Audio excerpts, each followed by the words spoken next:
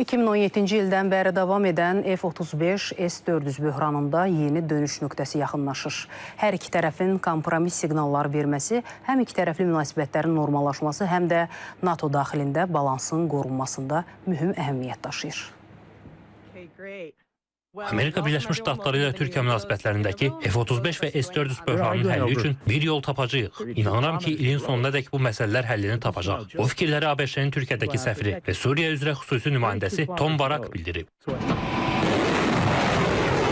Vaşinqtonla Ankara arasındakı gərginlik 2017-ci ildən davam edir. Həmin il Türkiyə Rusiyadan S-400 hava hücumundan müdafiə sistemi alıb. ABŞ isə buna cavab olaraq Türkiyəni F-35 qırıcı təyyarə proqramından ixrac edib və Ankaraya qırıcıların tədarükünü təxirə salıb. Ekspertlər isə bildirir ki, Türkiyənin bu məsələnin həlli ilə bağlı Trump administrasiyasından gözləntiləri var.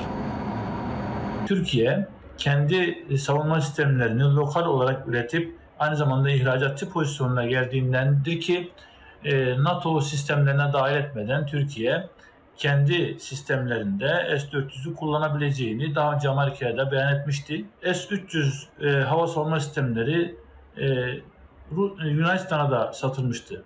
Yani NATO ülkelerinden sadece Türkiye değil farklı ülkeler de savunma sistemleri temin etmektedir.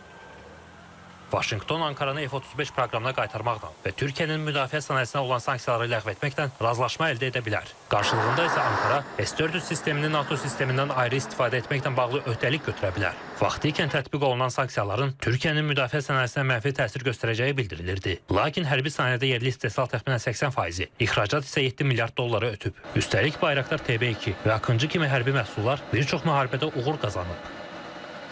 Avropa ölkənin aparıcı Avropaya birgə istehsal etdiyi hərbi təyyarələrini Türkiyəyə satmaq istəyi var. Bu da alınmasa belə, Türkiyə özünün də artıq hərbi təyyarə istehsalı başlanıb. Kan təyyarələr çox müasir təyyarələrdir və təsadüfi deyil ki, bu təyyarələrə müxtəlif dövlətlər də maraq göstərir. Son İstanbul hərbi sərgisində hətta İndoneziya 40 bu cür təyyarələri almaq istəyini ortaya qoydu və saziş imzalandı. Yəni Türkiyənin alternativləri də var. Öz istehsalı var, Avropadan ala bilər, Amerikadan istəkləri var.